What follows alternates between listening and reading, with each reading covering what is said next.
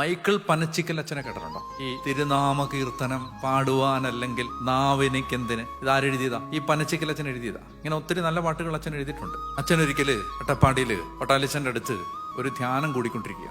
അപ്പോ അവിടെ അച്ഛൻ കൗൺസിലിങ്ങിന് പോയി. കൗൺസിലിങ്ങിന് ചെല്ലുമ്പോ സിസ്റ്റർ അച്ഛന് വേണ്ടി പ്രാർത്ഥിച്ചിട്ട് അച്ഛനോട് പറഞ്ഞു, അച്ഛന്റെ ഒരു 3 മിനിറ്റ് പ്രസംഗം ഈശോയ്ക്ക് ഭയങ്കര ഇഷ്ടപ്പെട്ടു എന്ന് ഈശോ പറയാം. സ്വർഗം മുഴുവൻ എഴുന്നേറ്റ് കൈയടിച്ചാര് തന്നേരം അച്ഛന്റെ 3 മിനിറ്റ് പ്രസംഗം. അച്ഛൻ അങ്ങനെ 3 മിനിറ്റ് പ്രസംഗം ഇവിടെ നടത്തിയിട്ടുണ്ടോ? അപ്പൊ അച്ഛൻ പറഞ്ഞു, ഉണ്ട്, ഞാൻ വിയന്നയില് ഒരു ലോക മത സമ്മേളനത്തിൽ പോയി പ്രസംഗിച്ചിട്ടുണ്ട്. 3 മിനിറ്റ് ആയിരുന്നു എന്റെ പ്രസംഗം. അപ്പൊ സിസ്റ്റർ പറഞ്ഞു, അല്ലച്ചാ അതല്ല എന്ന് പറഞ്ഞു. അതല്ല, ഇത് കേരളത്തിൽ ഇവിടെ വന്നു. കേരളത്തിൽ ഞാൻ 3 മിനിറ്റ് പ്രസംഗിച്ചിട്ടില്ലല്ലോ.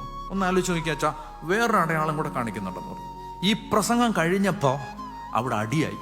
അച്ഛൻ പറഞ്ഞു, ഓർക്കുന്നുണ്ട്. അത് പ്രസംഗമല്ല, അതൊരു പ്രസംഗത്തിന് ശേഷമുള്ള പ്രതികരണമായിരുന്നു. ഞാൻ പ്രസംഗിക്കാൻ പോയതല്ല. നമ്മുടെ നാട്ടിൽ വെച്ച് 3 മതക്കാരെ വിളിച്ചു കൂട്ടി ഒരു സർവ്വമത സമ്മേളനം നടക്കണം. അപ്പൊ ഞാനും കാഴ്ചക്കാരനായിട്ട് പോയിട്ടുണ്ട്. അപ്പൊ ആദ്യം ഒരു ഹൈന്ദവ സഹോദരൻ പ്രസംഗിച്ചു, സനാതന ധർമ്മം. അതിനെക്കുറിച്ച് അദ്ദേഹം വാചാലമായി സംസാരിച്ചു. എനിക്കിഷ്ടപ്പെട്ടു. ഞാൻ കൈയടിച്ചു, കൊള്ളാം. ഞാൻ കാത്തിരിക്കുകയാണ് യേശുവിനെ കുറിച്ച് പറയുമല്ലോ ഇനി 3ാമതൊരാള്. അത് കഴിയുമ്പോൾ ഒരു മുസ്ലിം സഹോദരൻ വന്നിട്ട് അദ്ദേഹം പ്രസംഗിച്ചു, യേശു ഒരു പ്രവാചകനാണ്. ക്രിസ്ത്യാനികളൊക്കെ ഇവിടെ ഉണ്ടല്ലോ. യേശു ഒരു പ്രവാചകനാണ്, ഞങ്ങളത് സമ്മതിക്കുന്നു. പക്ഷേ അവസാനത്തെ പ്രവാചകൻ പറഞ്ഞതാണ് സത്യം. ലാസ്റ്റ് വന്നിട്ട് പറഞ്ഞാണ് സത്യം. അത് ഞങ്ങളുടെ പ്രവാചകനാണ്, ഞങ്ങളുടെ മതമാണ് സത്യം. 3ാമത് ക്രിസ്ത്യാനികളുടെ പ്രതിനിധി പോയി, നമുക്കൊരു ഗുണമുണ്ടല്ലോ, ആരെയും പ്രയാസപ്പെടുത്താൻ പാടില്ല. ഇങ്ങനെ ഒരു പഴങ്ങഞ്ഞി പരുവത്തില് എന്തൊക്കെയോ പറഞ്ഞിട്ട് ഇറങ്ങിപ്പോയി. കേൾക്കുന്നവർക്ക് മനസ്സിലാവും ഇവര് വിശ്വസിക്കുന്നത് സത്യമേ അല്ല എന്ന് തോന്നിപ്പിക്കുന്നു. അച്ഛന് അരിശം വന്നു. അച്ഛൻ അവിടുന്ന് ഞെളിപിരി കൊണ്ടു. ഇങ്ങനാണോ പറയേണ്ടത്? അപ്പൊ അവിടെ നിന്ന് മോഡറേറ്റർ ചോദിച്ചു, നിങ്ങൾക്ക് ഈ ശ്രോതാക്കൾക്ക് റെസ്പോൺസ് നടത്താം ഒരു 3 മിനിറ്റ്സ്. ആരെങ്കിലും ഉണ്ടോ? അച്ഛൻ പറഞ്ഞു, ഉണ്ട്. വരാൻ പറഞ്ഞു.